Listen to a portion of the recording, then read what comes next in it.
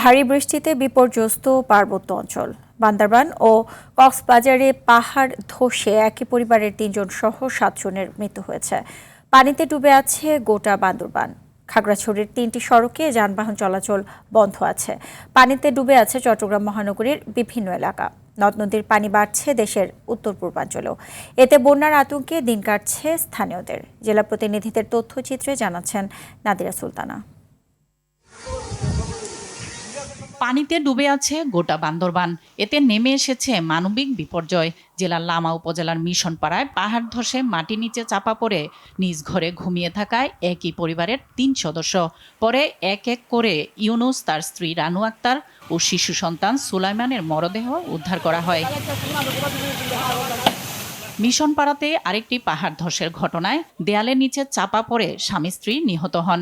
করে একটা আওয়াজ শুনে দেখি যে আমাদের পুরো বাড়িটা মুহূর্তের মধ্যে আমাদের একটা নতুন বাড়ি সেটা ধ্বংসস্তূপে পরিণত হয়ে যায়। আমরাও বন্যার পানি চাপকে আসি, বাইরে যেতে পারছি না। যদি বাইরে যেতে পারতাম তাহলে আমাদের হালকা পরিবারের জিনিসপাতিগুলো বা ছোট বাচ্চা কাচ্চা আছে ওদেরকে সহ নিয়ে কোথাও আশ্রয় কেন্দ্রে যাইতে পারতাম। অতিরিক্ত ঘরে ঘরে পানি, এখন কি করবো ভাই, কয়ে বুঝি না। এখন দেখেন ডাম টুম নিয়ে ফ্যামিলি নিয়ে কোথায় আসলে টেনশনে ভাই। কক্সবাজারের চকরিয়ায় পাহাড় ধসে মাটি চাপা পড়েন 2 শিশু সন্তান সহ মা। পরে মাকে জীবিত উদ্ধার করা হলেও মৃত্যু হয় 2 সন্তানের। কখনো অতিবৃষ্টি অথবা অনাবৃষ্টি এবং একাধারে বৃষ্টিপাতের পরিমাণ বেশি হওয়ার কারণে পাহাড় ধসে যাচ্ছে। খাগড়াছড়িতে পানির নিচে তলিয়ে থাকায় দীঘিনালার সঙ্গে বাগাইছড়ি এবং সাজেকের যোগাযোগ বিচ্ছিন্ন আছে।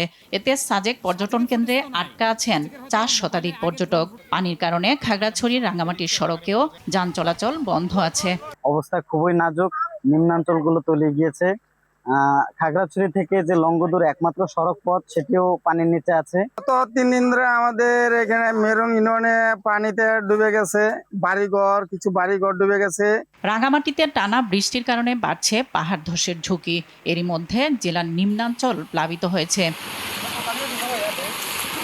ভারী বৃষ্টিতে চট্টগ্রাম মহানগরীর বিভিন্ন এলাকায় জলাবদ্ধতার সৃষ্টি হয়েছে। এতে দুর্ভোগ নেমে এসেছে জনজীবনে। জলাবদ্ধতায় দুর্ভোগে আছেন গাজীপুরের কালিয়াকৈর পৌরসভার মানুষ।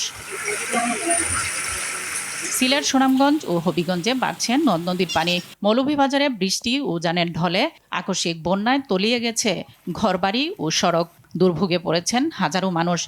অবস্থা খুব খারাপ, সবার বাড়ি করে পানি, আটু পর্যন্ত পানি। অনেকের বাড়িতে জল উঠে গেছে, আমাদের রান্না করার কোনো ব্যবস্থা নেই, আমরা খুব কষ্টে আছি। পানির লেগে তো বাড়ি থেকে বাইরে দেন না, তারপর কাজের লেগে বাড়িতে বাইরে যাওয়ার লাগতেছে। ভোলার চরফ্যাশনে বঙ্গোপসাগরে 3টি ট্রলার ডুবির ঘটনায় এখনও নিখোঁজ 25 জেলে। এদিকে ট্রলার ডুবির 3 দিন পর গলাচিপায় একজনকে জীবিত উদ্ধার করা হলেও নিখোঁজ আছেন 5 জন। নাদিরা সুলতানা, RTV।